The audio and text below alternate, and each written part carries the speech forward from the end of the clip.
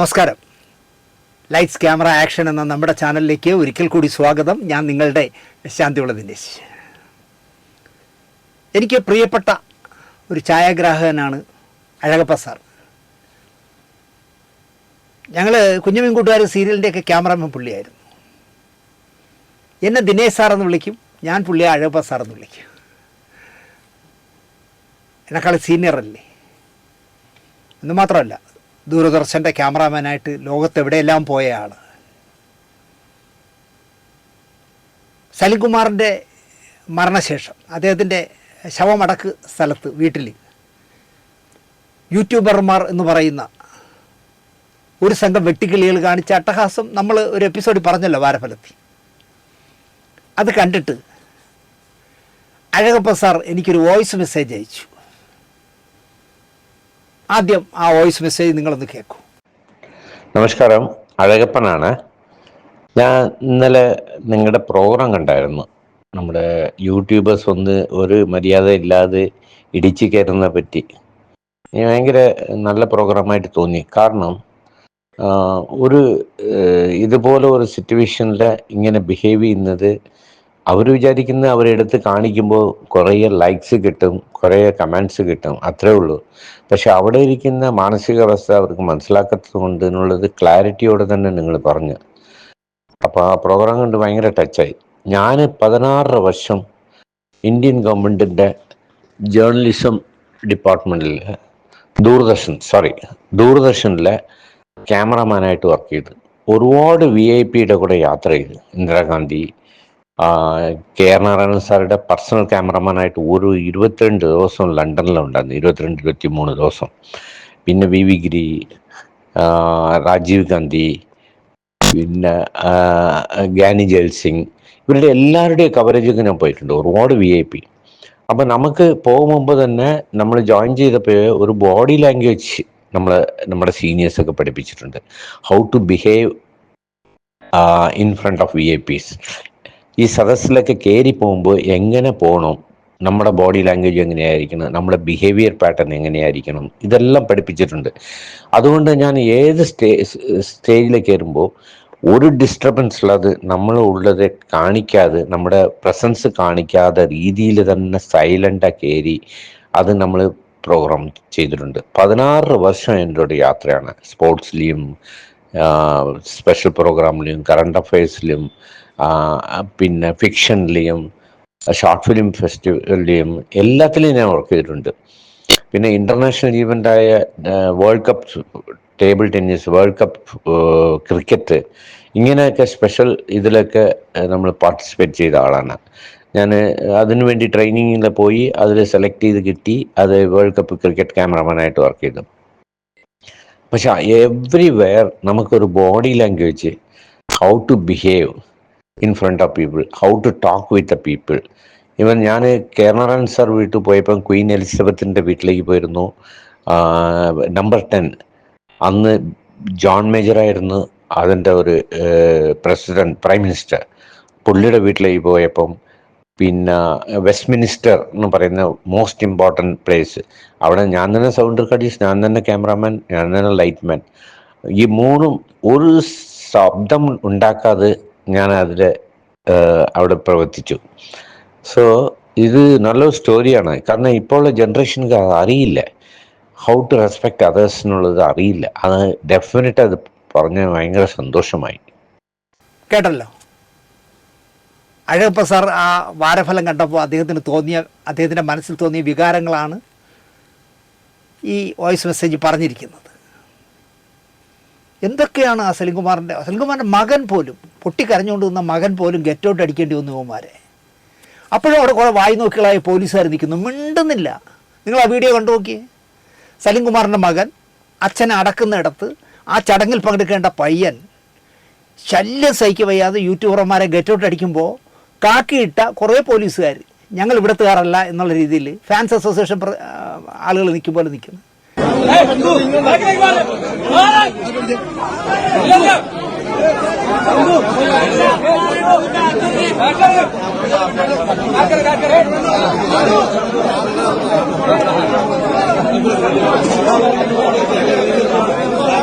അവർ ചെയ്യേണ്ട ജോലിയെങ്കിലും ചെയ്യണ്ടേ?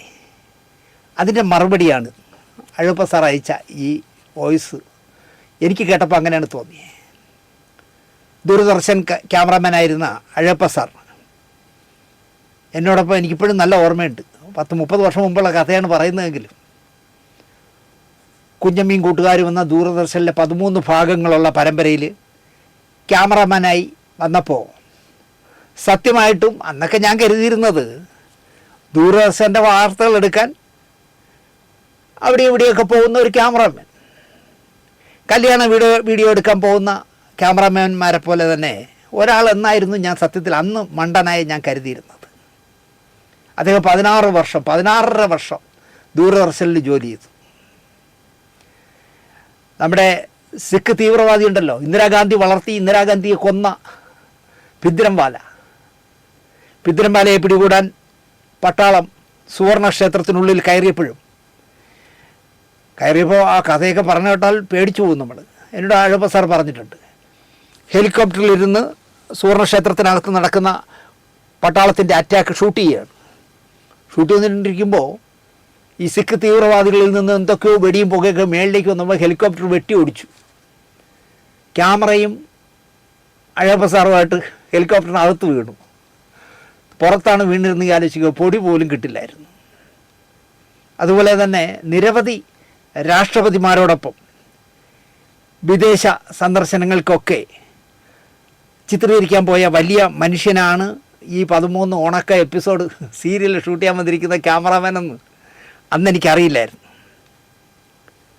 How to behave in front of VIPs, നമ്മളെങ്ങനെ ഒരു VIP മുന്നിൽ പെരുമാറണം എന്ന് പഠിപ്പിച്ച ശേഷമാണ് ഇവരെയൊക്കെ കവർ ചെയ്യാൻ വിദേശ രാജ്യങ്ങളിലൊക്കെ വിട്ടിരുന്നത്.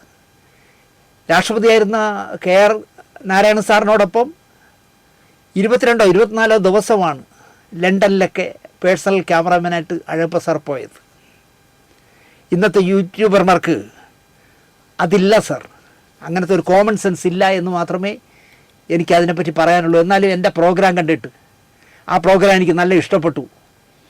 കേരളത്തിലിപ്പോൾ യൂട്യൂബർമാർ കാണിക്കുന്ന തോന്നിവാസങ്ങളെക്കുറിച്ച് നിങ്ങളെങ്കിലും പറഞ്ഞല്ലോ എന്ന് പറഞ്ഞ് അദ്ദേഹം പ്രതികരിച്ചതിൽ എനിക്ക് ഒരുപാട് സന്തോഷം. ഒരു നല്ല നമസ്കാരം അഴപ്പ സാർ.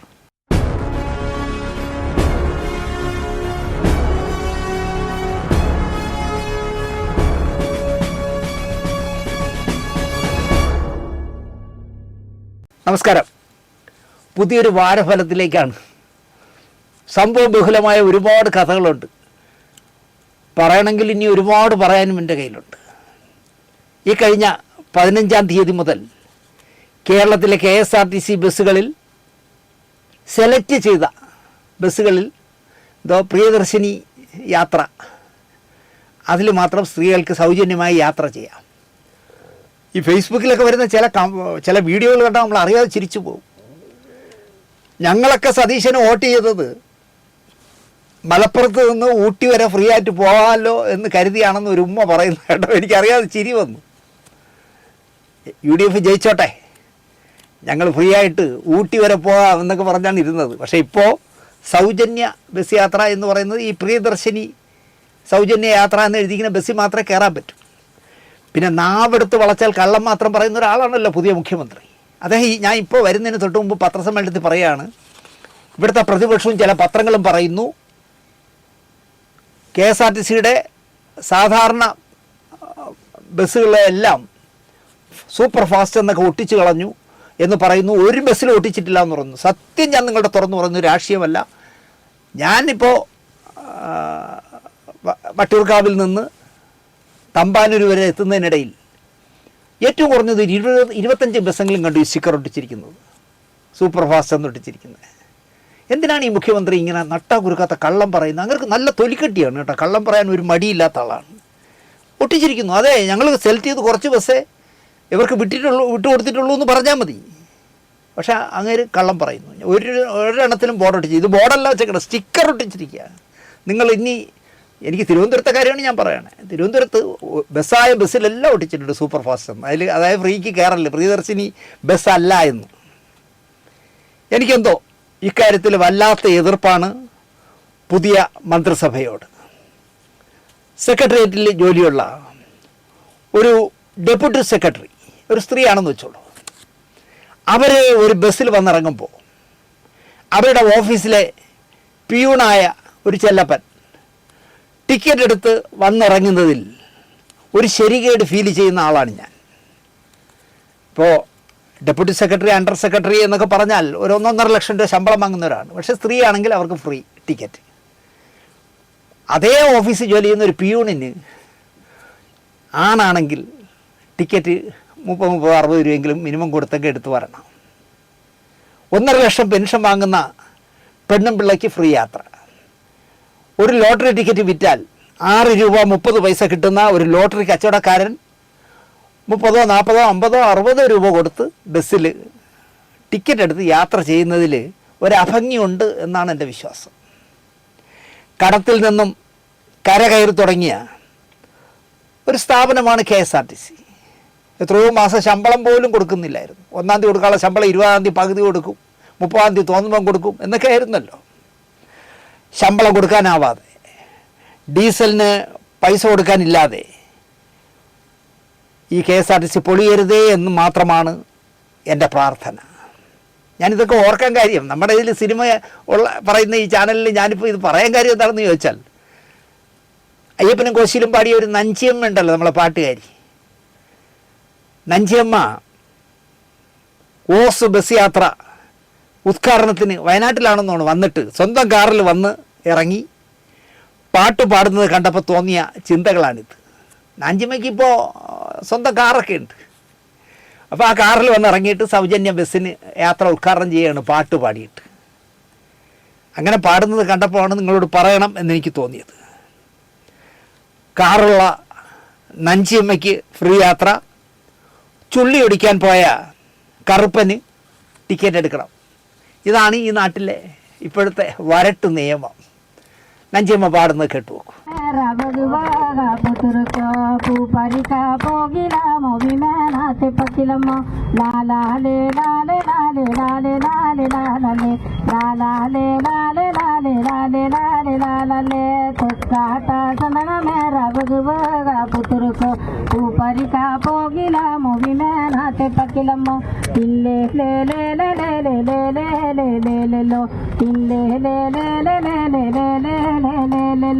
వడకాట పుంగరవగువగా పుతురుకో పూపరికా పోగిలమో విమానాతే పకిలమో లాలాలే లాలే లాలే లాలే లాలే లాలే లాలాలే లాలే. അടുത്ത കഥ IV ശശി, അമർ അക്ബർ ആൻ്റണി എന്ന് പറഞ്ഞ പ്രശസ്തമായ അമിതാഭ് ബച്ചൻ അടക്കമുള്ള വലിയ താരനിരയുള്ള ഹിന്ദി സിനിമ മലയാളത്തിൽ റീമേക്ക് ചെയ്തിട്ടുണ്ട്. ജോൺ ജോഫർ ജനാർദ്ദനൻ, രവീന്ദ്രൻ, രതീഷ്, മമ്മൂട്ടി എന്നിവരായിരുന്നു മലയാളത്തിൽ.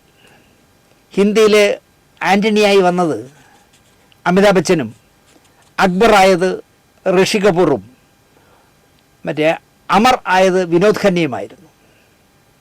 ജോൺ ജാഫർ ജനാർദ്ദനിൽ സുമലത, മാധവി, സ്വപ്ന എന്നിവരായിരുന്നു നായികമാർ. ജനാർദ്ദനൻ എന്നുള്ള വേഷമായിരുന്നു പോലീസുകാരൻ, SIയുടെ വേഷമായിരുന്നു വിനോദ് ഖന്നയുടെ വേഷമായിരുന്നു മമ്മൂട്ടിക്ക്. രതീഷായിരുന്നു ജോൺ, രവീന്ദ്രൻ ജാഫർ. സിനിമാ രംഗത്തെത്തി കുറച്ച് നാൾ ആയിട്ടേ ഉള്ളൂ, കുറച്ച് സിനിമകൾ റിലീസായിട്ടുള്ളൂ എങ്കിലും രതീഷിനും രവീന്ദ്രനും പിന്നിലായിരുന്നു മമ്മൂട്ടി അക്കാലത്ത്. ഇയാൾ അടുത്ത 10-40 വർഷം മലയാള സിനിമയെ കൈപ്പിടിയിലാക്കുമെന്ന് IV ശശിയോ രതീഷോ രവീന്ദ്രനോ ചിന്തിക്കാത്ത കാലം. ജനാർദ്ദനാകുന്ന മമ്മൂട്ടിയുടെ നായികയായിട്ട് ഫിക്സ് ചെയ്തത് സ്വപ്നയായിരുന്നു, ജെനി എന്ന കഥാപാത്രം. സെറ്റിലെത്തിയ സ്വപ്ന സംവിധായകനോട് പിണങ്ങി കരഞ്ഞു. എനിക്ക് അന്നത്തെ താരമായ രതീഷിൻ്റെ നായിക വേഷം വേണം എന്നാണ് ഒരു കരയാൻ കാരണം. ഗത്യന്തരമില്ലാതെ ഒടുവിൽ ആ വേഷം സ്വപ്നയ്ക്ക് നൽകിയിട്ട് ജെനിയായി സുമലതയെ മാറ്റി ചിന്തിച്ചു, അല്ലെങ്കിൽ മാറ്റിയെടുത്തു എന്ന് പറയാം. മമ്മൂട്ടിക്കെങ്കിലും ഈ കഥ ഓർമ്മയുണ്ടാകുമല്ലോ എന്നെനിക്കറിയില്ല. എനിക്ക് ഓർമ്മയുണ്ട്. 1982 കാര്യമല്ലേ, 44 വർഷം കഴിഞ്ഞു. തുടക്കക്കാരനായിരുന്നപ്പോൾ തൃഷ്ണയിൽ MT സ്ക്രിപ്റ്റ് എഴുതി IVCC സംവിധാനം ചെയ്ത തൃഷ്ണയിൽ മമ്മൂട്ടിയോടൊപ്പം അഭിനയിച്ച നായികയാണ് സ്വപ്ന. ഇന്ന് ആരെങ്കിലും സ്വപ്നയെ പറ്റി ചിന്തിക്കാറുണ്ടോ എന്നെനിക്ക് സംശയമാണ്. മമ്മൂട്ടി ഇന്നും ഇവിടെ സജീവമായി നിൽക്കുന്നു. ഇത്തരം അനുഭവങ്ങൾ തുടക്കകാലത്ത് നേരിട്ട നിരവധി പേരുണ്ടായിരുന്നു. കലാഭവൻ മണിയും വെഞ്ഞാറമ്മൂട് സുരാജും ഒക്കെ ആ ഗണത്തിൽ നമുക്ക് പറയാൻ പറ്റുന്ന ആളുകളാണ്. നായികമാരെ കിട്ടാതെ വിഷമിച്ചവരാണ്. ഇങ്ങനെ അഭിപ്രായം പറഞ്ഞവർ മറവിയിലേക്ക് പോയതല്ലാതെ സുരാജ് വെഞ്ഞാറമ്മൂട് അടക്കം സജീവമായി തന്നെ ഇവിടെ നിൽപ്പുണ്ട്. ഇതൊക്കെ ഇപ്പോൾ ഓർമ്മിപ്പിച്ചത് ഒരു കാലത്ത് നമ്മളെ കൊതിപ്പിച്ച മധുബാല എന്ന് പറഞ്ഞ നടിയെ മറക്കാറായിട്ടില്ലല്ലോ നമ്മൾ. മോഹൻലാലിൻ്റെയും അരവിന്ദസ്വാമിയുടെയും മമ്മൂട്ടിയുടെയും ഒക്കെ നായികയായിരുന്ന മധുബാല ചിന്ന ചിന്ന ആശൈ എന്ന പുതിയ മലയാള സിനിമയിൽ, അത് മലയാളം തമിഴ് ചേർത്തെടുക്കുകയാണെന്ന് തോന്നുന്നു, ഇന്ദ്രൻസിൻ്റെ നായികയായി അഭിനയിക്കുന്നു. ഇന്ദ്രൻസ് തന്നെ ഞെട്ടിക്കാണും. കാരണം ഇന്ദ്രൻസ് അപ്പോൾ കോസ്റ്റ്യൂമറാണെങ്കിൽ പോലും ചിന്ന ചിന്ന ആശയം എന്നുള്ള പാട്ടൊക്കെ പാടി അരവിന്ദസ്വാമിയുടെയൊക്കെ അഭിനയിച്ച മധുബാല എൻ്റെ നായികയായിട്ട് നാളെ വരുമെന്ന് ഒരിക്കലും ഇന്ദ്രൻ സ്വപ്നം കണ്ടിരിക്കില്ല. എന്തായാലും മധുബാലയുടെ ചെയ്തി അഭിനന്ദനം അർഹിക്കുന്നു. നമ്മുടെ ഇവിടെയുള്ള മലയാളി പെൺപിള്ളേരായിരുന്നെങ്കിൽ ഒറ്റ എണ്ണം അംഗീകരിക്കില്ല. പക്ഷേ മധുബാല ഇന്ദ്രൻസിന് നായികയായി ചിന്ന ചിന്ന ആശയിൽ അഭിനയിക്കുന്നു. അതുകൊണ്ട് തന്നെ ആ സിനിമ എല്ലാവരും കണ്ട് വിജയിപ്പിക്കണം. எனக்கு நீங்க சாரின்னு சொல்லுங்க. ஓ சாரின்னு சொல்லுங்க. சாரி. போலாமா? ആ പോലാം.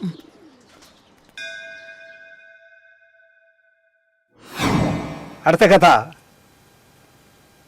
ഞാൻ കേരളകൗമുദിയുടെ വീക്കെൻഡിന് വേണ്ടി മമ്മൂക്കയെയും മോഹൻലാലിനെയും ഇൻ്റർവ്യൂ ചെയ്തിട്ടുണ്ട്. ഒരു പേജ്, ഫുൾ പേജ് ഇൻ്റർവ്യൂ ആണ് രണ്ടുപേരുടെയും കൊടുത്തത്.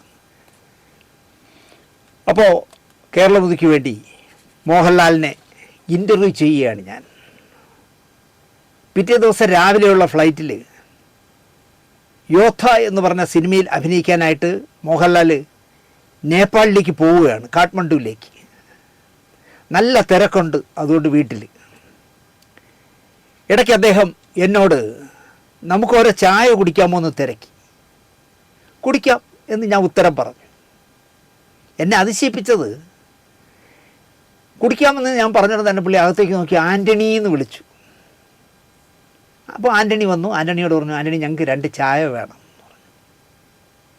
ഈ ഇൻ്റർവ്യൂ നടക്കുന്നത് കവടിയാറിൽ മോഹൻലാൽ വാങ്ങിയ ഒരു വലിയ പഴയകാല ബംഗ്ലാവിലാണ്.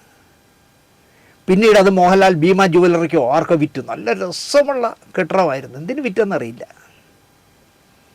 ഈ വീടിൻ്റെ എതിർവശത്തുള്ള ഒരു തട്ടുകടയിൽ നിന്ന്, അവിടെ ചായ അടിക്കുന്ന ആളായിരിക്കാം, പാവം ഒരു മനുഷ്യൻ, ഒരു തൂക്കിൽ 2 ചായയുമായിട്ട് വന്നു. വീട്ടിൽ ഇൻ്റർവ്യൂ നടക്കുകയാണ്, ചായ തട്ടുകടയിൽ നിന്ന്. ഞങ്ങൾ രണ്ടുപേരും ചായ കുടിച്ചു. വീണ്ടും സംസാരം തുടർന്നു. താങ്കൾ ഇന്നലെകളിലേക്ക് തിരിഞ്ഞു നോക്കാറില്ലേ എന്ന് ഞാൻ ചോദിച്ചു. ഇന്നലെകളൊക്കെ എൻ്റെ മനസ്സിലുണ്ട്, പക്ഷെ ഞാൻ ഇന്നും നാളെയും കുറിച്ചാണ് ചിന്തിക്കാറ് എന്നായിരുന്നു മോഹൻലാലിൻ്റെ മറുപടി. എന്താ അങ്ങനെ ചോദിക്കാൻ എന്ന് എന്നോട് തിരിച്ചു ചോദിച്ചു.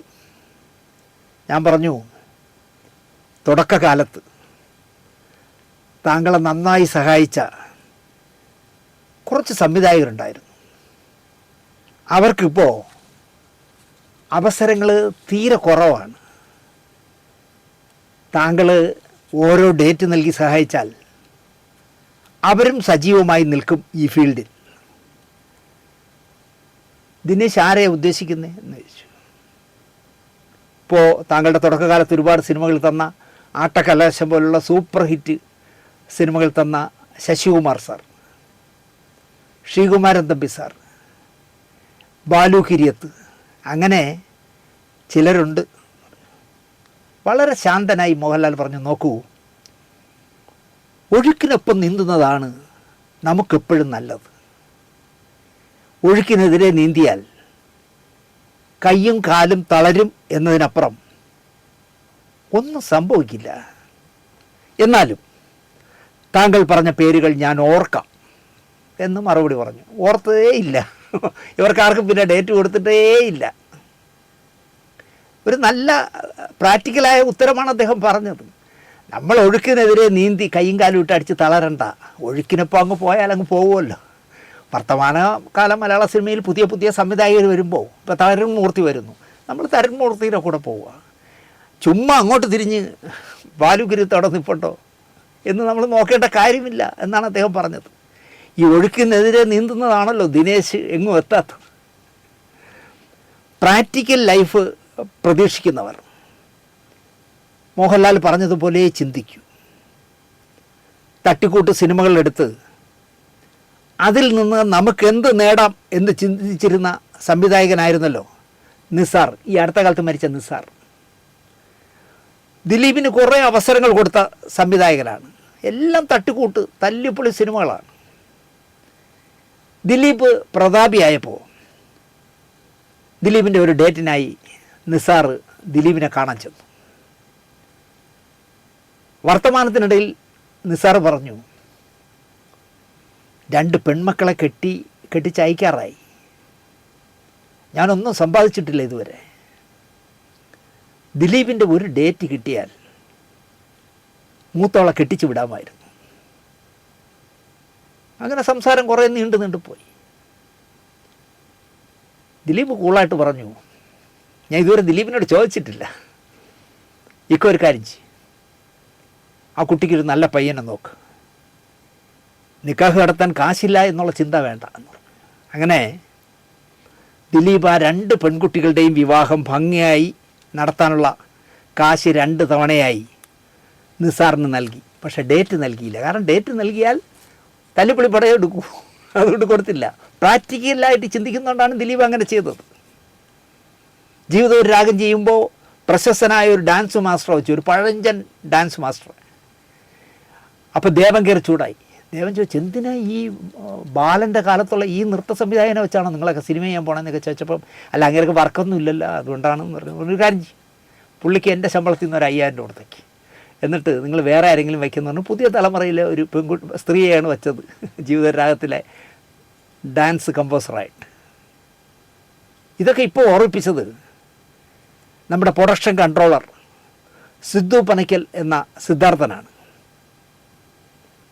മലയാള ചലച്ചിത്ര പരിഷത്തിൻ്റെ പ്യൂണായിട്ട്, നടൻ സുകുമാരൻ്റെ മദ്രാസിലെ ഓഫീസ് ബോയി ആയിട്ട്, പിന്നെ മറ്റെന്തൊക്കെയോ പണികൾ ചെയ്ത് മദ്രാശിയിൽ ജീവിതം തുടങ്ങിയ ചെറുപ്പക്കാരനായിരുന്നു ഇന്നത്തെ പ്രശസ്ത പ്രൊഡക്ഷൻ കൺട്രോളർ സിദ്ധു പനയ്ക്കൽ. അത് പറയാൻ അയാൾക്ക് യാതൊരു മടിയുമില്ല. മോഹൻലാലിൻ്റെയും ആന്റണി പെരുമ്പാവൂരിൻ്റെയും പൃഥ്വിരാജിൻ്റെയും ഒക്കെ അവരൊക്കെ ചെയ്യുന്ന വമ്പൻ സിനിമകൾ ചെയ്യുന്ന കൺട്രോളറാണ് ഇന്ന് സിദ്ധു പനയ്ക്കൽ. പക്ഷേ തൻ്റെ ഉപ്പിൻ്റെ രുചിയുള്ള ഇന്നലെകൾ മറക്കാത്ത ചുരുക്കം സിനിമാക്കാരിൽ ഒരാളാണ് സിദ്ധാർത്ഥൻ എന്ന് ഞാൻ പറയും.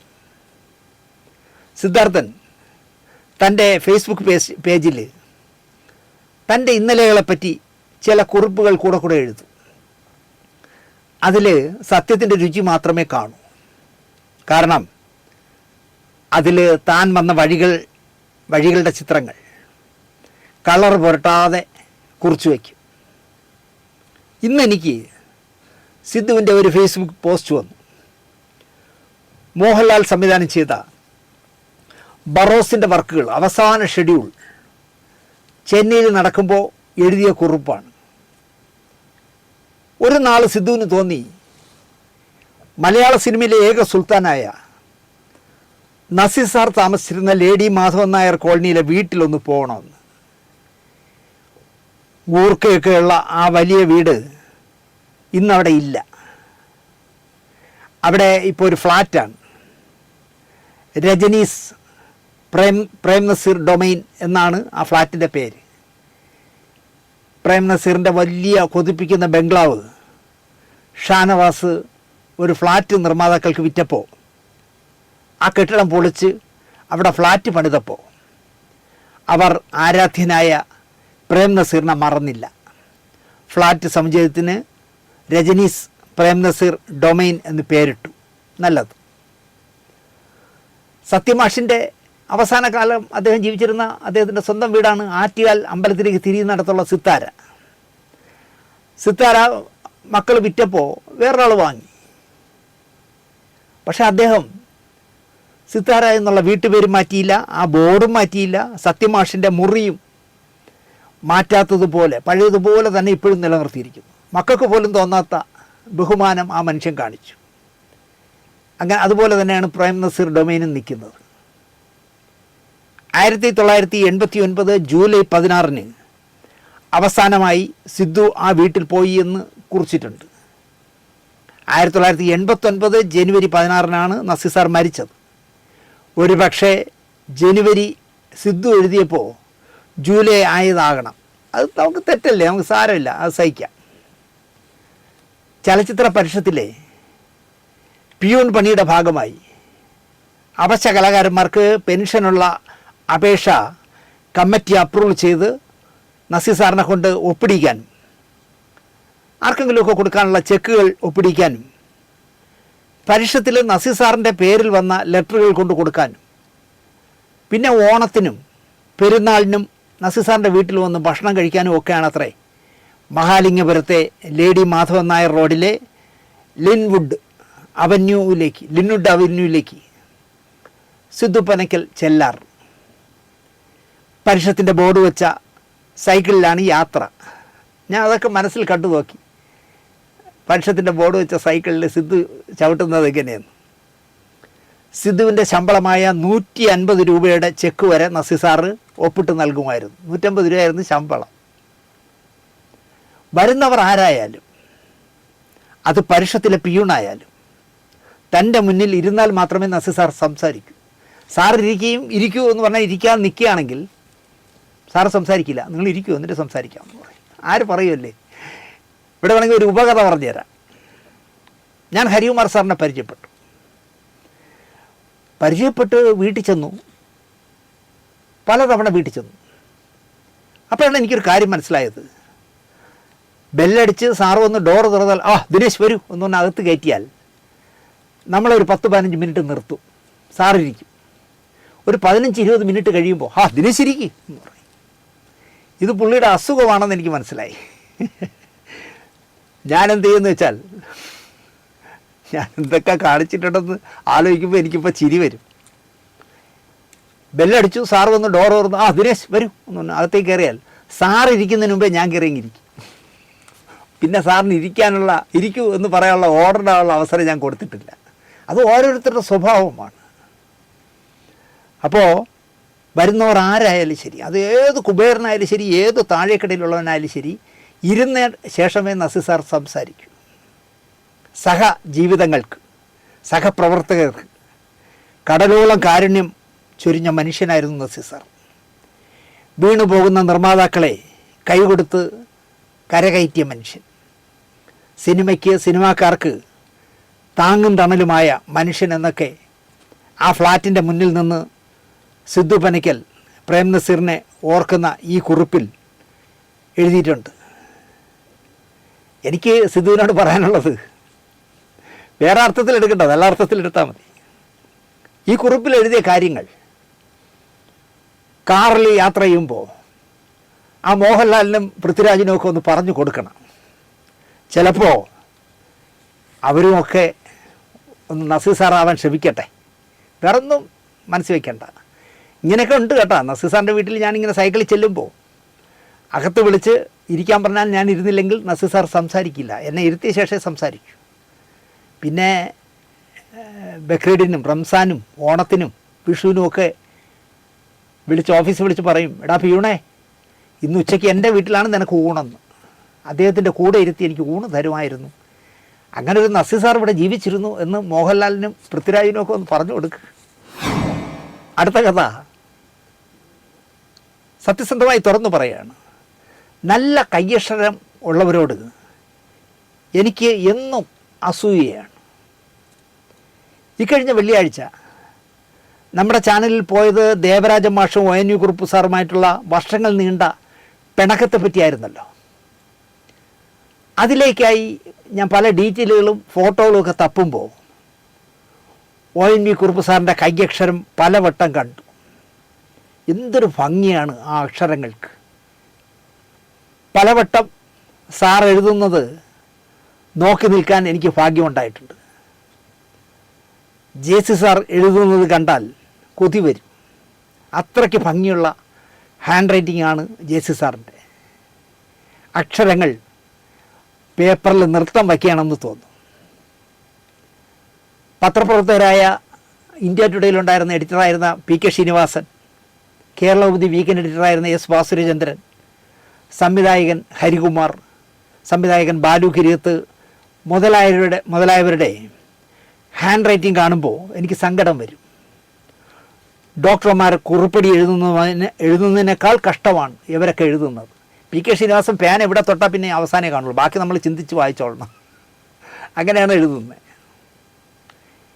പ്രിയപ്പെട്ട MT സാറിൻ്റെ കൈയക്ഷരം MT സാറിന് മാത്രമേ വായിച്ചു തരാൻ പറ്റൂ. സുഹൃതത്തിൻ്റെ തിരക്കഥയുടെ കോപ്പി ഞാനാണ് എടുത്തത്. ശരിക്കും ഞാൻ അനുഭവിച്ചു എന്ന് പറയാം. ഒടുവിൽ ഒരു നോട്ട് ബുക്ക് വാങ്ങി MT സാർ എഴുതിയിരിക്കുന്ന അറിഞ്ഞുകൂടാത്ത വാക്കുകൾ ഞാൻ എഴുതി വച്ചു. 12ാം സീനിൽ 8ാം പേജിൽ 11ാം വരിയിൽ 4ാമത്തെ വാക്ക് എന്നൊക്കെ എഴുതി വച്ചു. ഞാൻ MT സാർ വന്നപ്പോൾ അടുത്ത് ചെന്ന് കാര്യം പറഞ്ഞു, സ്ക്രിപ്റ്റ് കൈ കൊടുത്തു.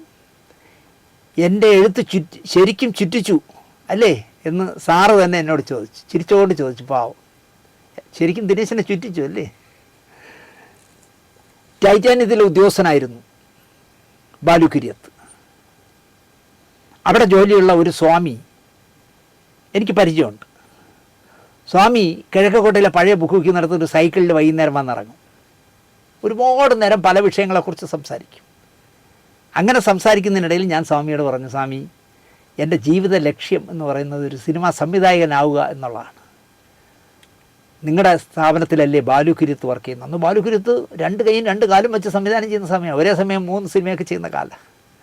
എന്നെ ഒന്ന് പരിചയപ്പെടുത്തുന്നു. സ്വാമി പറഞ്ഞു, പിന്നെന്താ, അടുത്ത ഞായറാഴ്ച നമ്മൾ കാണുന്നു. ഒന്ന് പുല്ല് പോലെ പറയുകയും അടുത്ത ഞായറാഴ്ച എന്നെയും കൊണ്ട് സ്വാമി എന്താ പറയുക, വഴുതക്കാട്ട് അന്ന് വാടകയ്ക്ക് താമസിക്കുന്ന, ബാലുക്കുരുത്ത് വാടകയ്ക്ക് താമസിക്കുന്ന വീട്ടിൽ എന്നെയും കൊണ്ട് പോയി ഒരു ഞായറാഴ്ച എനിക്ക് വേണ്ടി ശുപാർശ ചെയ്യാനായിട്ട്.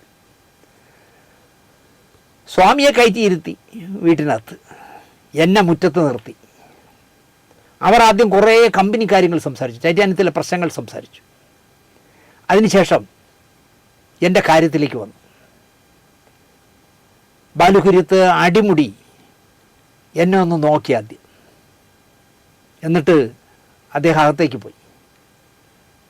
ഒരു മാതൃഭൂമി പത്രവും ഒരു കീറ് കടലാസും ഒരു പേനയുമായി മടങ്ങി വന്നു. പത്രത്തിലെ ഇഷ്ടമുള്ള ഒരു പാരഗ്രാഫ് പേപ്പറിൽ എഴുതാൻ പറഞ്ഞു. അതും എങ്ങനെ, ഇരിക്കാനും നിൽക്കാനൊന്നുമില്ല, മുറ്റത്ത് നിന്നുകൊണ്ട് കൈവരിയിൽ വച്ച് ഞാൻ എഴുതി. ഇപ്പോൾ ഞങ്ങൾ നല്ല ബന്ധമാണ്, ജ്യേഷ്ഠാനുജ ബന്ധമാണ്. പക്ഷേ നമ്മളോട് കാണിച്ച് നമ്മൾ മറക്കൂലല്ലോ. എഴുതിയ പേപ്പർ ഞാൻ നീട്ടി. അതിൽ നോക്കിയിട്ട് ഒരു മടിയും കൂടാതെ അദ്ദേഹം പറഞ്ഞു, ഒരു 12 വർഷം എഴുതി കൈപ്പട നന്നാക്കിയിട്ട് എന്നെ കാണാൻ വരൂ. അലച്ചു നോക്കിയേ, എന്ത് ക്രൂരമായ സാഡിസമാണെന്ന് അലച്ചു. 12 വർഷം എഴുതി നല്ല കൈപ്പടയായിട്ട് റെഡിയാക്കിയ ശേഷം എന്നെ കാണാൻ വരൂ, അപ്പോൾ ഞാൻ അസിസ്റ്റൻറ്റ് ഡയറക്ടറാക്കാം എന്നാണ് എൻ്റെ പറഞ്ഞത്.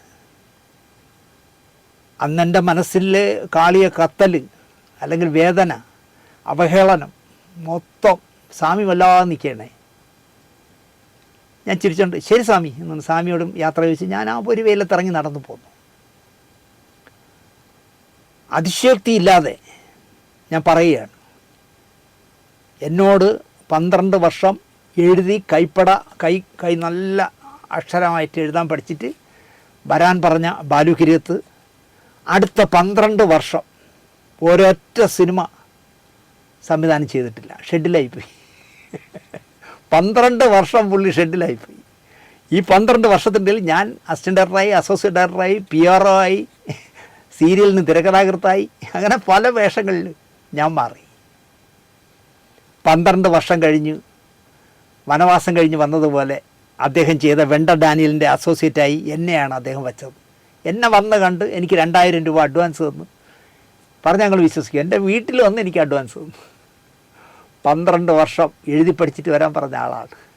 ഇപ്പോഴും ബാലിച്ചേട്ടനെ കാണുമ്പോൾ ഞാൻ ഇതൊക്കെ ഓർക്കും. പറയില്ല, പാവമല്ലേ. വർക്കിനിടയിൽ അദ്ദേഹം വല്ലതും കുത്തിക്കുറിക്കുമ്പോൾ ഞാൻ തിരക്കും, ഈ മനോഹരമായ അക്ഷരം കണ്ടിട്ടാണോ ഡോക്ടർ ബാലകൃഷ്ണൻ താങ്കളെ ശിഷ്യനാക്കിയതെന്ന്. കാരണം കാക്ക തീട്ടം കിട്ടുന്നതിനേക്കാൾ വൃത്തികെട്ട കയ്യക്ഷരമാണ് ബാലിച്ചേട്ടൻ്റെ. അതുകൊണ്ട് ഞാൻ ചോദിക്കും, ഡോക്ടർ ബാലകൃഷ്ണൻ ഈ മനോഹരമായ കയ്യക്ഷരം കണ്ടിട്ടാണോ താങ്കളെ അസിസ്റ്റന്റ് ഡയറക്ടറാക്കിയത് എന്ന് ചോദിക്കും. പടാ പടാ പടാ പടാ എന്ന് പറയും. 12 വർഷം എന്നെ എഴുതി പഠിക്കാൻ വിട്ടത് പുള്ളിക്കാരൻ മറന്നതാണോ മറന്നതായി അഭിനയിച്ചതാണോ എന്നെനിക്കറിയില്ല. ബാലുകിരീയത്തിൻ്റെ ശിഷ്യ പരമ്പരയിൽ ഒരു പിടി പേരുണ്ട്, കുറേ പേരുണ്ടല്ലോ, ഷാജി കൈലാസ്, ജോസ് തോമസ് അടക്കം. അവരേക്കാൾ 100 ഇരട്ടി നല്ല കൈയക്ഷരമുള്ള ആളായിരുന്നു ഞാൻ. എന്നിട്ടും 12 വർഷം എഴുതി പഠിക്കാൻ വിട്ട ആളാണ് ബാലുകിരീയത്ത്. ഏത് സിനിമ വർക്ക് ചെയ്യാൻ പോയാലും ഞാൻ അസോസിയേറ്റ് ഡയറക്ടറായിട്ട് ഞാൻ തന്നെ ഒരു പടത്തിൻ്റെ തിരക്കഥ മുഴുവൻ കോപ്പി എടുക്കും. എൻ്റെ താഴെയുള്ള ഒരു അസിസ്റ്റന്റ് ഡയറക്ടറെ ഏൽപ്പിക്കില്ല. അവനൊക്കെ മനസ്സിൽ പറയും, ഭ്രാന്തൻ ഒറ്റയ്ക്കിരുന്ന് കോപ്പി എടുക്കണം, വെളുക്ക ഉറങ്ങാതെ, നമ്മൾ സുഖിച്ച് ഉറങ്ങണമെന്ന് അവരൊക്കെ വിചാരിക്കുമായിരിക്കും. പക്ഷേ അതൊരു രഹസ്യമാണ്. കാരണം എന്താ അറിയോ, ആ തിരക്കഥ എത്ര തല്ലിപ്പൊളി പടമാവട്ടെ, നല്ല പടമാവട്ടെ, നമ്മൾ കോപ്പി എടുത്ത് കഴിയുമ്പോൾ അതിൻ്റെ മൊത്തം പിക്ചർ നമ്മുടെ മനസ്സിലുണ്ടാവും. ഏത് സീനിനെ കുറിച്ച് ആര് ചോദിച്ചാലും മറുപടി പറയാൻ പറ്റും. അതുകൊണ്ടാണ് ഞാൻ കോപ്പി എടുക്കുന്നത്. പുറപ്പാടിൻ്റെ തിരക്കഥയുടെ കോപ്പി എടുത്തതും ഞാനാണ്. ഇന്നത്തെ പോലെ DTP കോപ്പിയൊന്നും അല്ല. 3 കോപ്പി കാർബൺ വെച്ചെടുക്കണം, 3 കോപ്പി എടുക്കണം. ഷൂട്ടിങ്ങിനിടയിൽ തിരക്കഥ വായിക്കാൻ തിക്കുറിശി മാമന് പടത്തിൻ്റെ ഫസ്റ്റ് അസിസ്റ്റൻ്റായ കുടമാളൂർ രാജാജി കൊടുത്തു സ്ക്രിപ്റ്റ് വായിക്കാൻ. അപ്പോൾ തിരക്കഥയിൽ നോക്കിയിട്ട് തിക്കുറിശി മാമൻ ചോദിച്ചു, ഇതാരുടെ കോപ്പി എടുത്തത്? ഒരു മടിയും കൂടാതെ രാജാജി പറഞ്ഞു, ഞാനാ കോപ്പി എടുത്തത്. എന്തേ എന്ന് ചോദിച്ചു. നിൻ്റെ അച്ഛൻ 4 ജന്മം ജനിക്കണം ഇതുപോലെ എഴുതാൻ എന്നായി തെക്കുറിശി മാമൻ. രാജാജി തന്നെ റൂമിൽ വന്ന് ഇത് എന്നോട് പറഞ്ഞ് പൊട്ടി ചിരിച്ചു.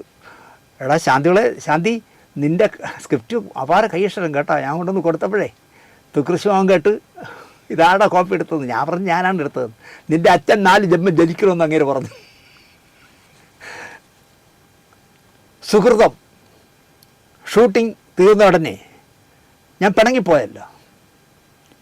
ഒരു നാൾ എന്നെ ഹരികുമാർ സാർ വിളിച്ചു, ദിനേശ് നാളെ രാവിലെ ഒന്ന് വീട്ടിലേക്ക് വരണം. പിണങ്ങിപ്പോയ ആളിനെയാണ് വിളിക്കുന്നത്. ഞാൻ ചെന്നു. പുള്ളി അകത്ത് പോയി ഒരു മഞ്ഞ നിറത്തിലുള്ള ഒരു 8 പേപ്പറുള്ള ഒരു ഫോം എടുത്തുകൊണ്ട് വന്നു. അതൊന്ന് ഫില്ലപ്പ് എന്ന് പറഞ്ഞു. എന്താ പറയുക, നാഷണൽ അവാർഡിന് മത്സരിക്കാൻ കൊടുക്കാനായിട്ട് ഫില്ലപ്പ് ചെയ്യാനാണ്. നിങ്ങൾ എത്ര പേര് വിശ്വസിക്കുന്നു എനിക്കറിയില്ല. സുഹൃത്തിൻ്റെ നാഷണൽ അവാർഡിന് മത്സരിച്ച സുഹൃത്തിൻ്റെ അപേക്ഷാ ഫോം ഫില്ലപ്പ് ചെയ്തത് ഞാനാണ്.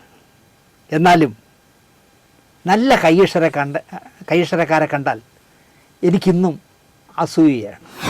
അടുത്ത കഥ, എനിക്ക് 3 ഫോണുകളിലും വാട്സാപ്പും 2 ഫോണുകളിൽ ഫേസ്ബുക്കും ഉണ്ട്. ഇൻസ്റ്റാഗ്രാം അടക്കം ടെലഗ്രാം അടക്കം ഒന്നും ഞാൻ എടുത്തിട്ടില്ല. ദിവസവും വന്ന് നിറയുന്ന ഗുഡ് മോർണിംഗും ഗുഡ് നൈറ്റും മാച്ച് എൻ്റെ ജീവിതം കോഞ്ഞാട്ടയാകുന്ന അവസ്ഥയാണ്. ഇനി ഇൻസ്റ്റയോ ടെലഗ്രാഫോ ഒക്കെ എടുത്ത് കമ്പി പടങ്ങളും കൂടി കണ്ട് ഞാൻ എന്തിനാണ് നശിക്കുന്നത് അല്ലെങ്കിൽ വഴിതെറ്റുന്നത് എന്ന് വിചാരിച്ചാണ് അത് 2 എടുക്കാത്തത്. എന്നോട് ഒരുപാട് പേര് പറയാറുണ്ട്, ദിനേശേ ഇൻസ്റ്റാഗ്രാം എടുക്കണം, നിങ്ങൾക്ക് ഒരുപാട് കാര്യങ്ങൾ അറിയാൻ പറ്റും, നല്ല നല്ല ഫോട്ടോകൾ കിട്ടും. എനിക്കെന്തോ അത് താല്പര്യം തോന്നിയില്ല. എനിക്ക് ഒരുപാട് വാട്സാപ്പ് സുഹൃത്തുക്കൾ ഉണ്ട് എന്ന് നിങ്ങൾക്കറിയാമല്ലോ. ഒരു 16,000 പേരുണ്ട് 2 ഫോണിലായിട്ട്. വാട്സാപ്പിലെ സുഹൃത്തുക്കളുണ്ട് 6,000-ഓളം പേര്. പേരോ നാടോ ഞാൻ പറയുന്നില്ല. സിനിമയെ വല്ലാതെ ഇഷ്ടപ്പെടുന്ന ഒരു കക്ഷി അതിലുണ്ട്. അതിലെന്തെങ്കിലും ഒരു എൻട്രി എനിക്കും കൂടി ഒപ്പിച്ചു തരൂ എന്ന് പറയുന്ന ആളാണ്. സിനിമയിൽ ഒരു എൻട്രി അയാൾക്കും കൂടെ വാങ്ങിച്ചു കൊടുക്കാനാണ് പറയണത്. അതിൻ്റെ പ്രായവും കഴിഞ്ഞ് കക്ഷി.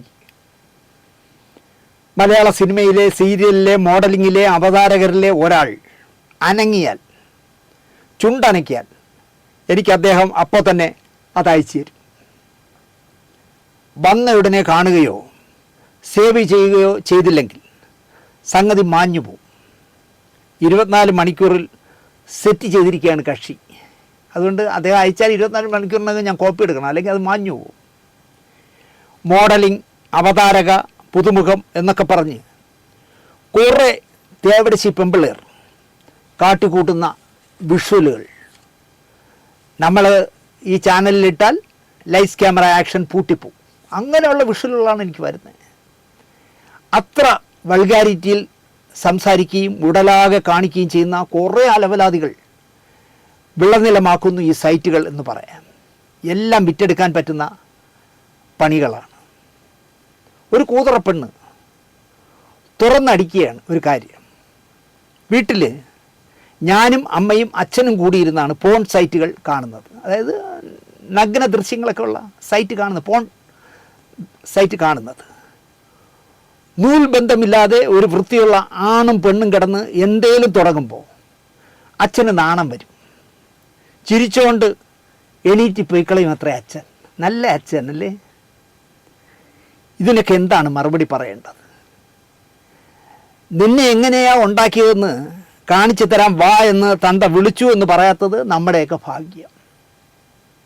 എൻ്റെ ഇതിൽ കിടപ്പെട്ടത് ഒരു പെണ്ണ് പറയാണ്, 10-25 വയസ്സുള്ള, 10-22-25 വയസ്സുള്ള ഒരു കാളപ്പെണ്ണ് അവിടെ ഇവിടെയൊക്കെ കാണിക്കുന്ന ഒരു വിഷ്വൽ ഇട്ടിട്ട് അവൾ പറയാണ്, അവളെ ശബ്ദത്തിൽ പറയാണ്, ഞാനും അമ്മയും അച്ഛനും കൂടെ ഇരുന്ന് നൂൽബന്ധമില്ലാത്ത ഇണചേരുന്ന രംഗങ്ങളൊക്കെ കാണുമ്പോൾ അച്ഛന് നാണം വരുമെന്ന്. അപ്പോൾ അച്ഛൻ കഴിച്ചു പോകും. അവൻ്റെ മുതുകത്താണ് ചവിട്ടേണ്ടതല്ലേ? ഇനിയിപ്പോൾ നാളെ അവൻ പറയും, എവള് പറയും, എൻ്റെ അച്ഛൻ ഇന്നലെ പറഞ്ഞ് നിന്നെ ഞാൻ എങ്ങനെയാണ് നിൻ്റെ അമ്മയിലൂടെ ഉണ്ടാക്കിയെന്ന് കാണിച്ചു തരാം വാ എന്ന് പറഞ്ഞ് അച്ഛൻ വിളിച്ചുകൊണ്ട് മോളെ കൊണ്ടുപോയി കഥവടയ്ക്കേണ്ടല്ല, ഇത് ഓപ്പൺ ആണല്ലോ ഇവരെല്ലാം.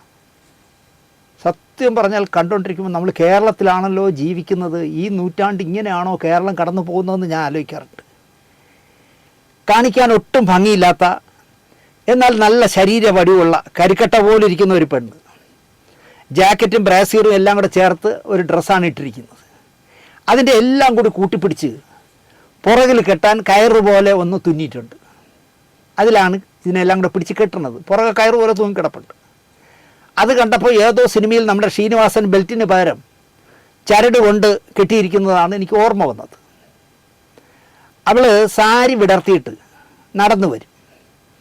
ക്യാമറയുടെ മുന്നിലെത്തുമ്പോൾ ഒന്ന് കറങ്ങും. അത് ചിത്രീകരിച്ച് കഴിഞ്ഞപ്പോൾ അവളുടെ ചോദ്യം, അത് കണ്ടോ എന്നൊരു സംശയടാ പറഞ്ഞു.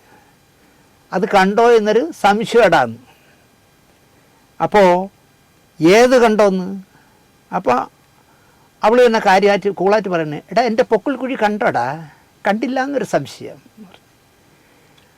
അപ്പോൾ ഞാൻ കരുതി എന്തെന്നറിയോ, അയ്യോ എൻ്റെ പൊക്കിൾ കണ്ടോ ഫോട്ടോയിൽ, ഞാനിങ്ങനെ സാരി വിടർത്തി റൗണ്ട് അടിച്ചപ്പോഴേ, എങ്കിൽ അത് മാറ്റിയെടുക്കണം എന്ന് പറയണമെന്നാണ് ഞാൻ വിചാരിച്ചേ. അവൾ പറയുന്നത് അതല്ല, പൊട്ടനായ ഞാനങ്ങനെ കരുതിയതാണ്.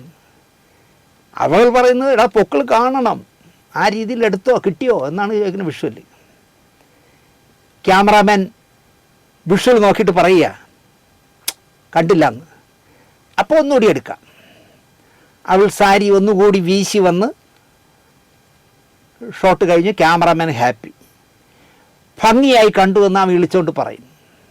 അവൾ ഹാപ്പി, തൻ്റെ കരിക്കട്ട പൊക്കിള് ഇനി നാളെ മുതൽ 1000 വായി നോക്കികൾ കാണുമല്ലോ എന്നുള്ളൊരു സന്തോഷം. ഒരുത്തി തുണിയും മണിയുമില്ലാതെ ഏതോ നല്ല ഹോട്ടലിലെ സ്വിമ്മിംഗ് പൂളിൽ കിടക്കുന്നു. അവൾ മറയില്ലാതെ ക്യാമറമാനോട് പറയുക, വേഗം എടുത്ത് തീർക്ക്, എനിക്കിന്നൊരു നൈറ്റ് ഡ്യൂട്ടി ഉണ്ട്. പരസ്യമായി എന്താ പറയുക, ശരീരം വിറ്റ് തിന്നുന്ന മഹിളാമണികളാണ്. 30 രൂപ രാവിലെയും 30 രൂപ വൈകുന്നേരവും. KSRTCക്ക് കൊടുത്തിരുന്നത് ഇനി കൊടുക്കണ്ടല്ലോ, സൗജന്യ യാത്ര ലഭിച്ചല്ലോ എന്ന് സന്തോഷിക്കുന്ന സ്ത്രീകളുള്ള നാട്ടിൽ 250 രൂപയ്ക്ക് സ്വയം തൊഴിലിന് പോകുന്ന അബലകൾ ഉള്ള നാട്ടിൽ പശുവിനെ പോറ്റിയും കോഴിയെ വളർത്തിയും സ്വയം വരുമാനമുണ്ടാക്കിയാൽ ഭർത്താവ് കൊണ്ടുവരുന്ന തുച്ഛമായ വരുമാനത്തിനൊപ്പം ചേർത്ത് മോൾക്കായി ചെറിയ തുക സമ്പാദിക്കാമെന്ന് ചിന്തിക്കുന്നവരുടെ നാട്ടിൽ, ഗതികേട് കൊണ്ടോ സാഹചര്യങ്ങൾ കൊണ്ടോ 500 രൂപയ്ക്ക് ശരീരം പങ്കിടാൻ പോകുന്ന സ്ത്രീയെ പരസ്യമായി വ്യഭിചാരി എന്ന് വിളിക്കുന്ന നാട്ടിൽ, മോഡലിംഗ്, അവതാരക, പുതുമുഖ നടി എന്നൊക്കെ ബ്രാൻഡ് ചെയ്ത് ഒരു കിടപ്പറ പങ്കിടാൻ 10,000 രൂപ മുതൽ 1,00,000 രൂപ വരെ വാങ്ങുന്നവളെ ബഹുമാനിക്കുന്ന നാടായി കേരളം വളരുന്നു. അറയിലും അമ്പലത്തിലും ആടിയ ഈ തേപടിച്ചികളെ ആണുങ്ങളും ബഹുമാനിക്കും, മീഡിയകളും പിറകെ നടക്കും. കൂടെ ഡിന്നർ കഴിക്കാൻ ഇവളൊക്കെ ടിക്കറ്റ് വെച്ചാണ് വായി നോക്കികളെ വിളിക്കുന്നത്. ഇവിടുന്ന് ഒരുത്തി ഗൾഫിൽ പോയിട്ട് ഗൾഫിൽ നിന്ന് ഒരാൾ എന്നെ കാണാൻ വന്നിരുന്നു. അപ്പോൾ അദ്ദേഹം പറയുന്നത്, താങ്കൾ പ്രോഗ്രാമിലൊക്കെ ഇടയ്ക്കിടയ്ക്ക് പറയുന്ന ഒരാൾ ഡിന്നർ കഴിക്കാൻ 250 ദിർഹത്തിൻ്റെ ടിക്കറ്റ് എടുക്കണമെന്ന് അവളവിടെ ഇരുന്ന് ഈ പല്ലിയേക്കാത്ത വാനാറയിൽ കൂടെ ഇരുന്ന് ഡിന്നർ കഴിക്കാൻ. അതിന് പോണ വാവളന്താന്മാരുണ്ട്, അവിടെ കൊത്തപ്പണിക്കൊക്കെ പോണ വായി നോക്കികളെ 250 ദിനാറും കൊടുത്തിട്ട് എവളെ കൂടെ ഇരുന്ന് ഇഡലി തിന്ന്, ഞാൻ മറ്റേ ചേച്ചിയുടെ കൂടെ ഇരുന്ന് ഇഡലി തിന്നെന്ന് പറയാനായിട്ട് നാണമുണ്ടോ എന്നാണ് ഞാൻ ചോദിക്കുന്നത്. നമുക്ക് ഒരു കഥ കൂടി പറഞ്ഞ് അവസാനിപ്പിക്കാം. കടുവയെ കിടുവ പിടിക്കുമെന്ന് കേട്ടിട്ടുണ്ട്. ഇപ്പോഴാണ് കിടുവ പിടിച്ചത് കാണാനായത്. നമ്മുടെ പോലീസ് ഞങ്ങൾക്ക് പുല്ലാണേ എന്ന് വിളിച്ച ലോകത്തിലെ തന്നെ ആദ്യത്തെ DGP ആണല്ലോ ശ്രീലേഖ മാഡം. എനിക്ക് അവരുടെ യാതൊരു വിരോധമില്ല കേട്ടോ, എന്നെ ഇഷ്ടമാണ്, എനിക്കും ഇഷ്ടമാണ്. പക്ഷേ 10-20 വർഷം IPS കേഡറിലുണ്ടായിരുന്ന മഹതി രാഷ്ട്രീയ പാർട്ടി ചേർന്നപ്പോൾ വിളിച്ചത് പോലീസ് ഞങ്ങൾക്ക് പുല്ലാണ് എന്നാണ്. അത് കണ്ടപ്പോൾ എനിക്ക് അന്ന് ഞാൻ ആലോചിക്കായിരുന്നു, ഒരു കാക്കിയിട്ട് 20 വർഷം ഇരുന്നിട്ട് ഇങ്ങനെ വിളിച്ചല്ലോ. പോലീസിലെ കെടുകാര്യസ്ഥതയും പക്ഷപാതപരമായ പെരുമാറ്റവും ക്രൂരതയും കാട്ടുന്ന ഒരു വിഭാഗം ഉദ്യോഗസ്ഥരെ കാണുമ്പോൾ നമ്മൾ പൊതുജനം വിളിക്കാൻ ആഗ്രഹിക്കുന്ന കാര്യമാണ് പോലീസ് ഞങ്ങൾക്ക് പുല്ലാണ് എന്ന് വിളിക്കുന്നത്. തൃപ്പൂണിത്തുറ മതിലകം പോലീസ് സ്റ്റേഷനിൽ ഒരു വനിതാ SI കാണിച്ച പണി കണ്ടില്ലേ? മലയാള സിനിമയിലെ സദാചാര സത്യസന്ധ പാവത്തിലും പാവമായ ഒരു അഭിനേത്രി ഒരു പരാതി കൊടുക്കുന്നു. എൻ്റെ ചില മോശം കൂട്ടുകെട്ടിലുള്ള ഫോട്ടോയും വേറെ ചില ഫോട്ടോയും കണ്ട എൻ്റെ ഒരു സഹപ്രവർത്തക ഞാനത് പബ്ലിക് ഡൊമൈനിൽ ഇട്ടത് ശരിയായില്ല, ചേച്ചി എന്തിനാ ഇങ്ങനെയൊക്കെ ചെയ്യുന്നത് എന്ന് എന്നെ ഉപദേശിച്ചു. ആ ഉപദേശം എൻ്റെ കെട്ടിയോൻ ഉദ്യോഗസ്ഥൻ കണ്ടു. വീട്ടിൽ പ്രശ്നമായി എന്നാണ് പരാതി. വായിച്ചു തീർന്നതും പച്ചവെള്ളം ചവച്ചു കുടിക്കുന്ന ഈ സഹോദരിയെ ഉപദേശിച്ച പെണ്ണിനെ സ്റ്റേഷനിൽ വിളിച്ചു വരുത്തി ഒരു 3-3.5 മണിക്കൂർ ചോദ്യം ചെയ്തു. എന്നിട്ട് എനിക്ക് തെറ്റുപറ്റി ലേലുലു എന്ന് എഴുതി വാങ്ങിച്ചു. ആ പെങ്കൊച്ച് ഇതൊരു പരാതിയാക്കി ഇന്ത്യൻ പ്രസിഡന്റിനേക്കാൾ പവറുള്ള അമ്മ പ്രസിഡന്റിന് നൽകി. അവരതെടുത്ത് ചവറ്റുകുട്ടയിലെറിഞ്ഞു. എന്തിനധികം വാദിയും പ്രതിയും അങ്ങോട്ടും ഇങ്ങോട്ടും പരാതി നൽകിയതിനെ വേറെ പണിയൊന്നുമില്ലാത്തൊരു ACP പഠിച്ചു. എന്നിട്ട് അദ്ദേഹം ഒരു നിഗമനത്തിലെത്തി, 2 പരാതിയിലും കഴമ്പില്ല, ഓക്കെ തള്ളി. 2 പരാതിയിലും കഴമ്പില്ല. കഴമ്പില്ലാത്ത പരാതിക്ക് മാപ്പെഴുതി വാങ്ങി കൊടുക്കാമോ ഒരു വനിതാ SI? അതൊന്നും ACP ആലോചിച്ചില്ല. ഒരു കഴമ്പില്ലാത്ത സാധനമാണെങ്കിൽ മാപ്പെഴുതി വാങ്ങിച്ച എങ്ങനെ? 3.5 മണിക്കൂർ ഒരു പെണ്ണിനെ പിടിച്ച് സ്റ്റേഷനിൽ ഇരുത്തിയതിന് അതൊന്നും ACP ആലോചിച്ചില്ല. സംഗതി ഇപ്പോൾ കോടതിയിൽ എത്തിയിരിക്കുകയാണ്. പക്ഷം പിടിച്ച കേസായി മാറിയിരിക്കുന്നു. ഇതാണ് ഒരു വിഭാഗം പോലീസ്. കഥ വഴിമാറിപ്പോയി. പോലീസ് ഞങ്ങൾക്ക് പുല്ലാണേ എന്ന് വിളിച്ച DGP ഇപ്പോൾ ഇതാ ഒരു പുതിയ പരാതി ഉന്നയിക്കുന്നു. ഞാൻ എഴുതിയ 2 കഥകൾ ചുരണ്ടി ഷൈൻ നിഗം നായകനായ 2 സിനിമകൾ ചെയ്തു. വിത്ത് പ്രൂഫോടെയാണ് DGP റിട്ടേണിൻ്റെ വരവ്. ഒരു വാരികയിൽ താൻ എഴുതി പ്രസിദ്ധീകരിച്ച കരിങ്കുടി പോലീസ് സ്റ്റേഷൻ എന്ന കഥ ചുരണ്ടിയതാണ് ഷൈൻ നിഗത്തിൻ്റെ പുതിയ പടമായ ദൃഢം. പോലീസ് പുല്ലായതിനാൽ പരാതി സ്റ്റേഷനിലൊന്നും കൊടുത്തില്ല, തൻ്റെ ഫേസ്ബുക്കിലിട്ട് പരസ്യമാക്കി. ശ്രവണകഥയായി തൻ്റെ യൂട്യൂബ് ചാനലിൽ ഈ കഥ അവതരിപ്പിച്ചിട്ടുണ്ടെന്നും റിട്ടയർഡ് DGP പറയുന്നു. ശ്രവണകഥ ശ്രദ്ധിച്ച ഏതെങ്കിലും ഒരുത്തൻ പണി കൊടുത്തതാകണം മാഡത്തിന്. കഥയുടെ ലിങ്കും ഫേസ്ബുക്കിൽ കൊടുത്തിട്ടുണ്ട്. രാഹുൽ സദാശിവൻ എന്ന ഹൊറർ പ്രേത സിനിമാ സ്പെഷ്യലിസ്റ്റ് ഷൈൻ നിഗത്തിനെ നായകനാക്കി അവതരിപ്പിച്ച സിനിമയാണല്ലോ ഭൂതകാലം. ആ സിനിമയുടെ കഥ ഭൂതഭവനം എന്ന പേരിൽ ഞാൻ എഴുതിയ കഥയാണ് ചുരണ്ടിയത് എന്നും അവർ പറയുന്നു. അപ്പോൾ 2 ഷൈൻ നിഗത്തിൻ്റെ പടവും ഷീലാഖ മാഡത്തിൻ്റെ കഥ ചുരണ്ടിയതാണ്.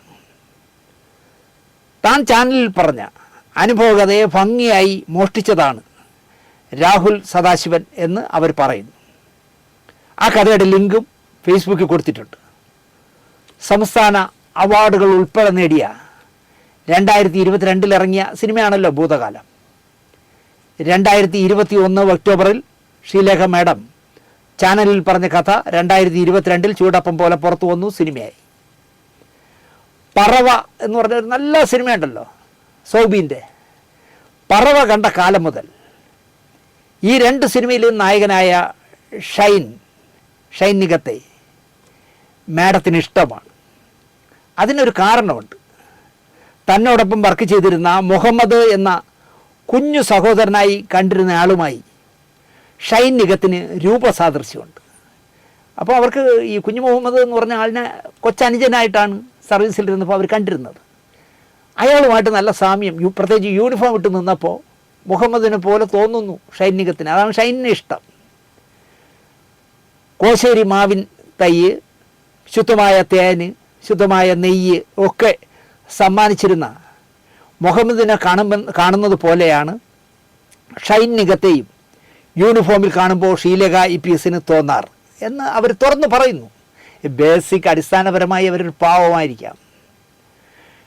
ഷൈൻ നിഗത്തെ അനുജനായി തന്നെ കണ്ടോളൂ മാഡം. കാരണം കഥ ചുരണ്ടുന്നതിൽ അയാൾക്കൊരു പങ്കും കാണില്ല എന്ന് താങ്കൾ വിശ്വസിക്കണം. ഒരു കഥ സ്വന്തമായോ മറ്റൊരാളിൽ നിന്നും വാങ്ങിയോ ചുരണ്ടിയോ ഒക്കെ എടുത്ത ശേഷം അതിനെ സിനിമാറ്റിക്കായി മാറ്റി തിരക്കഥയുടെ വള്ളേനുണ്ടാക്കിയ ശേഷമാകും ഈ കഥ ഇന്നയാൾ ചെയ്താൽ നന്നാവും എന്ന് നിശ്ചയിക്കുക. ഒരു നായകൻ്റെ ഡേറ്റ് ഉറപ്പാക്കിയ ശേഷം അയാൾക്ക് പറ്റിയ കഥ അന്വേഷിക്കലും ആകാം. ഇത് രണ്ടുമാണ് ഇവിടെ നടക്കുന്നത്. ഇതിൽ നടന് മോഷണ പങ്ക് വരാറില്ല. വനിതയിൽ വന്ന ഒരു അഭിമുഖം അടിച്ചുമാറ്റി ബ്ലസ്സി തന്മാത്ര ചെയ്യുമ്പോൾ മോഹൻലാലിന് അതിൽ പങ്കില്ല എന്നതുപോലെയാണ് ശ്രീലേഖ മാഡത്തിൻ്റെ കഥ അടിച്ചു മാറ്റിയെങ്കിൽ അതിൽ ഷൈൻ നിഗത്തിനും പങ്കില്ല, ഉറപ്പ്. അതുകൊണ്ട് തന്നെ താങ്കൾക്ക് അയാളെ ധൈര്യമായിട്ട് അനുജനെ പോലെ കാണാം. അതുകൊണ്ട് തന്നെ അവനെ വെറുക്കണ്ട. പിന്നെ കഥ മോഷണം, വെള്ളം ഒഴുകി പോയിട്ട് ചിറ കെട്ടിയിട്ട് ഒരു കാര്യവും വരാനില്ല, അത് പോട്ടെ എന്ന് വയ്ക്കുക എന്ന് മാത്രമേ എനിക്ക് മാഡത്തിനോട് പറയാനുള്ളൂ. ഇത്രയും പറഞ്ഞ സ്ഥിതിക്ക് മനസ്സിൽ തികട്ടി വരുന്ന ഒരു കാര്യം കൂടി പറയാൻ പറ്റിയ സമയമായതുകൊണ്ട് ഞാൻ അതും കൂടി പറയാണ്. രാഷ്ട്രീയമാണ്. നിരവധി കൊലപാതക ശ്രമം, തട്ടിക്കൊണ്ടുപോകൽ, ഭവനഭേദനം, തട്ടിപ്പ്, ക്രൂരമായി തലയടിച്ച് പൊട്ടിക്കൽ തുടങ്ങി താങ്കളുടെ പാർട്ടിയിൽ ചെയ്യാൻ പാടില്ലാത്ത ഒരുത്തൻ പതിവായി വർഷങ്ങളായി ചെയ്തുകൊണ്ടിരിക്കുന്നു. താങ്കളുടെ പാർട്ടിയുടെ കൗൺസിലറായ ഗിരി, PTP നഗറിൽ നിന്ന് ജയിച്ച ഗിരി തന്നെ BJPക്ക് വേണ്ടി ഇയാളൊരു ഗജപോക്കിരിയാണ്, ഞങ്ങളുടെ പാർട്ടിയുടെ ഇതെല്ലാം നശിപ്പിക്കുന്നു എന്ന് പറഞ്ഞ് പരാതി കൊടുത്തത് വട്ടർകാവ് പോലീസ് സ്റ്റേഷനിൽ കിടപ്പുണ്ട്. അത് BJPയുടെ ഫ്ലെക്സുകൾ നശിപ്പിച്ചതിൻ്റെ പേരിലാണ് ഗിരി പരാതി കൊടുത്തിരിക്കുന്നത്. 3 തവണയായിട്ടോ അയാളെ കാപ്പ പ്രതിയായി പോലീസ് ജില്ലാ കളക്ടർ പ്രഖ്യാപിച്ചു, കാപ്പ പ്രതിയായിട്ട്. അവസാനം അയാളെ വീട്ടിലെത്തിയെന്ന് പറയുമ്പോൾ പോലീസ് വീട് വളഞ്ഞ് CI വെടിവെച്ച് ആകാശത്തേക്കോ ഭൂമിയിലേക്കോ എവിടേക്കോ വെടിവെച്ച് അവനെ പൊക്കിക്കൊണ്ടുപോയി ഇപ്പോൾ വിയ്യൂർ ജയിലിൽ കൊണ്ടിട്ടിരിക്കുക. ആ പോലീസുകാർക്കെതിരെ IPS കേഡറുണ്ടായിരുന്ന ശ്രീലേഖ മാഡവും TP സെൻകുമാറും, രണ്ടും IPSകാരാണല്ലോ. നിങ്ങൾ രണ്ടുപേരും ആ നൊട്ടോറിയസ് ക്രിമിനലിന് പിന്തുണ പ്രഖ്യാപിച്ചത് വളരെ മോശമായിപ്പോയി എന്നുകൂടെ ഈ സ്റ്റോറി കൂടെ ആകുമ്പോൾ അങ്ങ് പറയാമല്ലോ. അത് വളരെ മോശമായിപ്പോയി മാഡം എന്ന് മാത്രമേ പറയുന്നു. ഒരു കുഞ്ഞു കഥ കൂടെ പറയാം. ഞാൻ ഒരു കഥയുള്ളെന്നാണ് പറഞ്ഞത്. ഒരു കുഞ്ഞു കഥ കൂടെ പറയാം. ബുദ്ധിയുള്ളവരാണെങ്കിൽ എനിക്ക് എന്ത് പറ്റിയെന്ന് സ്വയം ചിന്തിക്കും. തിരുത്തേണ്ടത് ഉണ്ടെങ്കിൽ തിരുത്തും. ഞാൻ എങ്ങനെയാണ് ചെയ്യാറ് കേട്ടോ.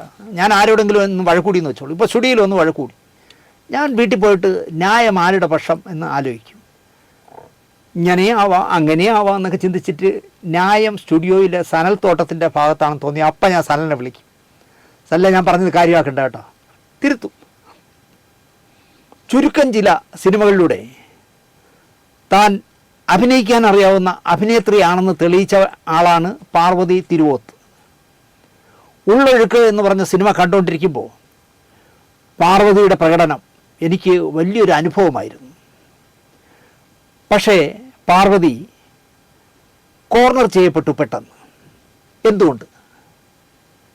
ഒരു നടനെ ഒതുക്കാൻ കിട്ടിയ അവസരത്തെ ഒരു ചെറിയ പക്ഷം പൂട്ടാൻ ശ്രമിച്ചപ്പോൾ അതിൽ ചട്ടുകമായ നടിയാണ് പാർവതി.